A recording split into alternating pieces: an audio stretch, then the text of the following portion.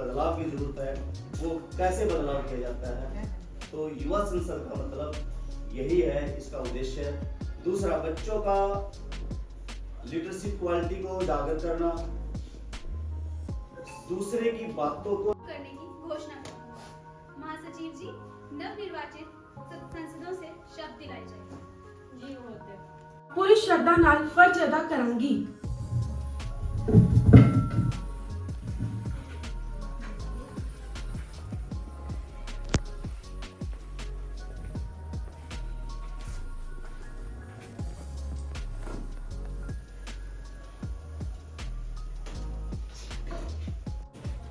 सुषमा जी गृह मंत्री, सुश्री हर्षिता जी वित्त मंत्री, सुश्री अमरप्रीत कौर जी कानून मंत्री, सुश्री आरती ऊर्जा मंत्री, सुश्री शहनाज जी माननीय सागर विकास मंत्री, सुश्री तनुप्रिया जी पर्यावरण मंत्री, सुश्री महक जी खेल मंत्री।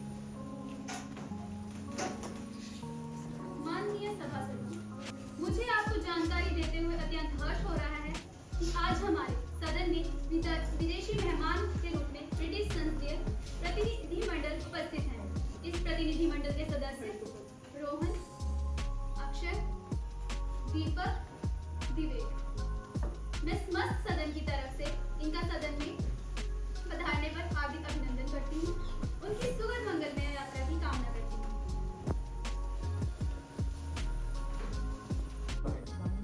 वे प्रदेश की राजनीति में वर्षों तक सक्रिय रहे और चौधरी देवीलाल जी के कार्य को आगे बढ़ाने में निरंतर प्रयास किए। इस शोक की घड़ी में उनके परिजनों और समर्थकों को मेरी गहरी संवेदनाएं और दिवंगत आत्मा की शांति की प्रार्थना करता हूँ।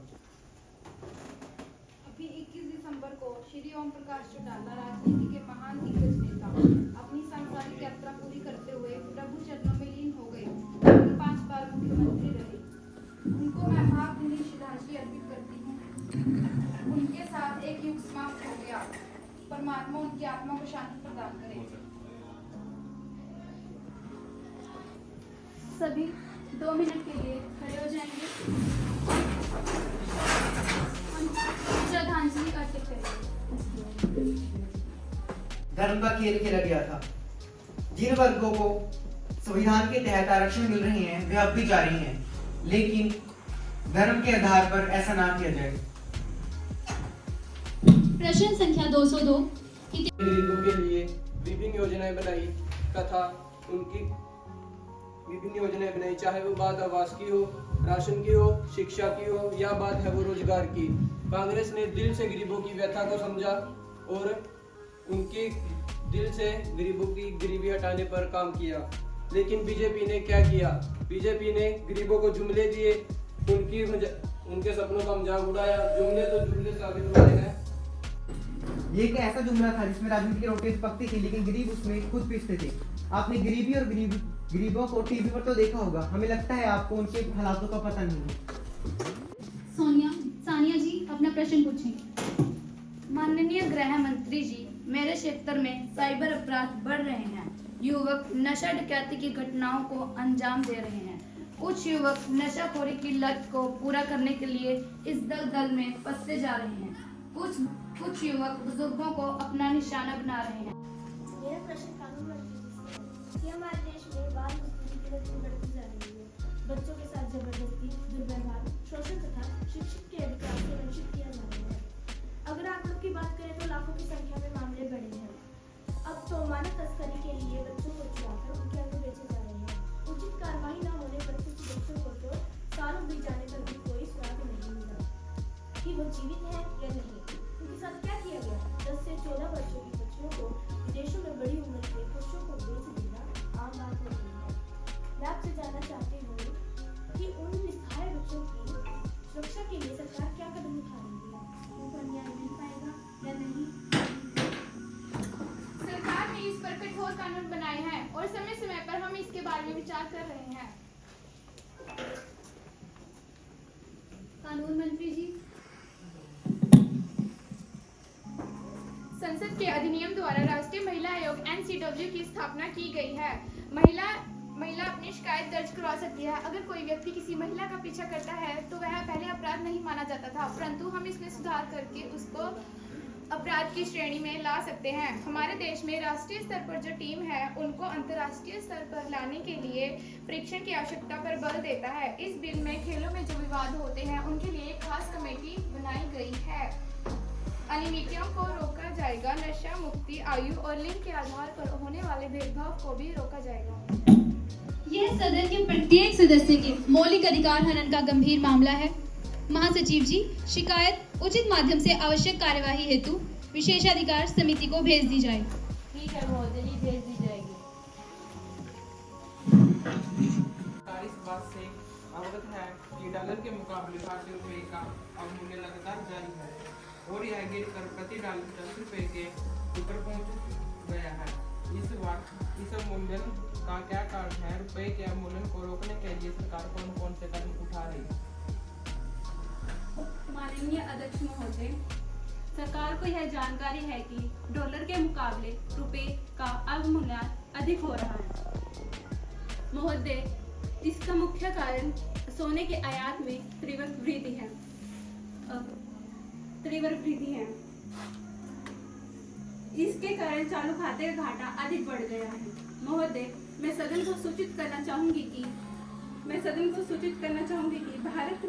भारत के रुपए भले ही डॉलर की तुलना में अधिक ऊपर पहुंच गए हैं, लेकिन इसे रोकने के लिए आरबीआई ने 1200 करोड़ के बॉन्ड बेचने का निर्णय लिया है। आरबीआई ने इस समय ना तो किसी विदेशी कंपनी तथा संपत्ति को खरीदा है, ना ही विनिवेशकारों का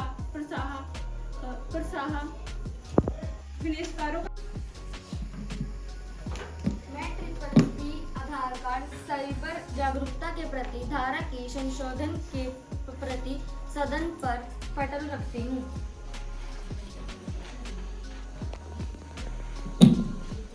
पर्यावरण मंत्री जी। अध्यक्ष जी, मैं पर्यावरण के संशोधन नियम 2021 के प्रति हिंदी व अंग्रेजी में सदन को पटल पर रखती हूँ।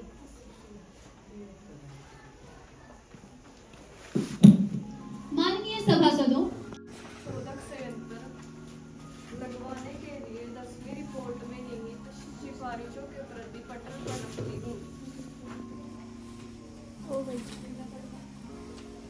उनका कार्य करवाया जाता है तथा यथासंभव निर्माण कार्य करवाया जाता है। आपके गांव में शीघ्र ही एक दल भेजा जाएगा निरीक्षण के लिए तथा गांव के किले के निरीक्षण के पश्चात वो आपको रिपोर्ट पेश करेगा। मैं विश्वास दिलाती हूँ कि जो सहायता बन पड़ी है वो मेरे द्वारा की जाएगी। मैं स्थानीय जनता से भी अपील करूंगी कि इस प्रकार की सभी इमारतों का रखरखाव केवल सरकार द्वारा किया जाना असंभव है। सब ध्यान दे रही है। ऐतिहासिक महत्व की इमारतों को सुरक्षा तथा जल्दी से जल्दी पीड़ितों की मदद करें। इंसानों और जानवरों के बीच बढ़ते संघर्ष को लेकर है। एक साल में जानवरों के हमले में 90 से अधिक लोग प्रभावित हुए। तो मैं यह पूछना चाहती हूँ, इस संघर्ष से प्रभावित होने वाले किसानों और आम लोगों के बीच मुआवजा का क्या बंदोबस्त है? मैंने वायनाड क्षेत्र के लोगों से कुछ भी बात की है। मैं वहां गई थी। हम लोगों ने पूरी टीम बनाई थी। प्रशासन और वन विभाग से बात हुई। ये कर्नाटक, तमिलनाडु, केरला का बड़ा एरिया है। इसके तहत ये कॉन्स्टिट्यूंसी आती है ताकि वहाँ से बदबू न आए। पोल्ट्री फार्म आबादी से दूर बनाए जाएं। जो मालिक ऐसा नहीं करेगा उस पर FIR दर्ज करवाकर फार्म बंद कर दी जाएगी और मुर्गियों को पालने की जिम्मेदारी फार्म पर डाल दी जाएगी।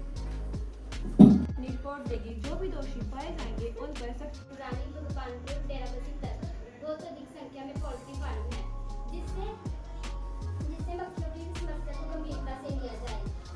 यहाँ की हवा बदबूदार हो गई है। चारों तरफ कचरा दिखाई देता है। अपराध को रोकने के लिए ये कार्यक्रम चलाए जाते हैं। सरकार इस मुद्दे को पूरी गंभीरता से ले रही है। प्रश्न संख्या 204। कुमारी सानिया जी अपना प्रश्न पूछिए। मैं सानिया लोकसभा सदस्य मानव संसाधन मंत्री जी से पूछना चाहती हूँ कि राष्ट्रीय शिक्षा नीति का कार्य कब तक पूरा हो जाएगा, इसमें कितने नए शिक्षकों की भर्ती की जाएगी और इस पर क्या क्या कार्य चल रहा है। राष्ट्रीय शिक्षा नीति के मसौदे को व्यापक रूप से प्रचलित किया गया है और लगभग 2 लाख सुझाव प्राप्त हुए हैं। तमिलनाडु, आंध्र प्रदेश, केरल, उड़ीसा और कर्नाटका के संसद के साथ चर्चा हुई है। अक्टूबर 2019 में तक शिक्षा नीति के सर्वोच्च है। साइबर अपराध को रोकने के लिए ऑनलाइन शिकायत की सुविधा प्रदान की गई है। महिलाओं तथा बच्चों के साथ अगर कोई अपराध होता है तो उनको सुरक्षा देने के लिए गुमनाम रिपोर्ट की दर्ज की जाती है। नशा को उन्हें कानूनी सलाह तथा पुलिस द्वारा शिकायत में उपलब्ध जानकारी के आधार पर जल्द से जल्द न्याय। जो सांसद इसमें से असहमत हैं कृपया वो नामे हाथ उठाएं।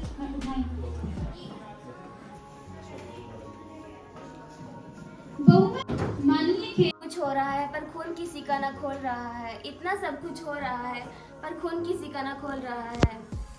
माननीय महोदय अध्यक्ष महोदय जी, मैं आपके माध्यम से पूछना चाहती हूँ कि इस वर्ष पराली जलाने पर जितना प्रदूषण हुआ था, दूषित हवा में सांस लेने से कितनी बीमारियों ने डेरा डाल लिया था।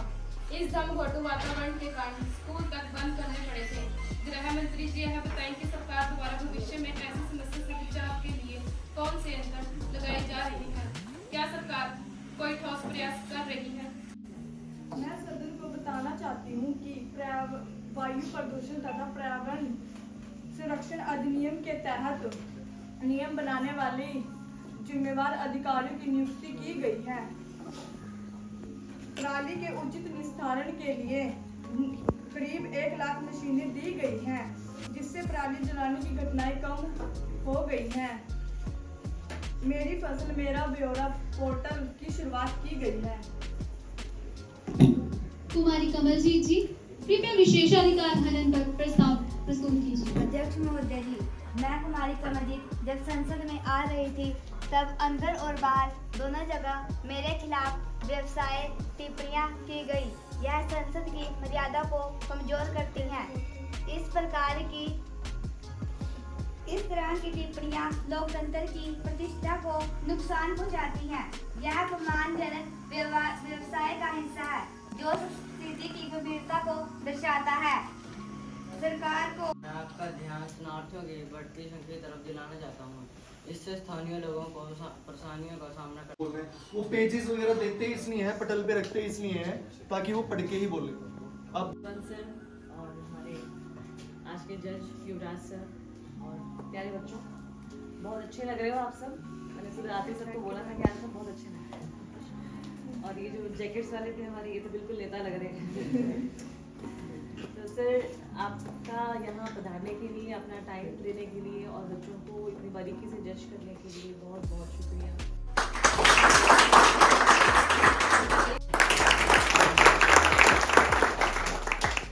दूसरा बच्चों, ये जो सांसद का कार्यक्रम था, युवा सांसद का, क्योंकि सीखने की जो प्रक्रिया है ना, ये कब तक चलती है?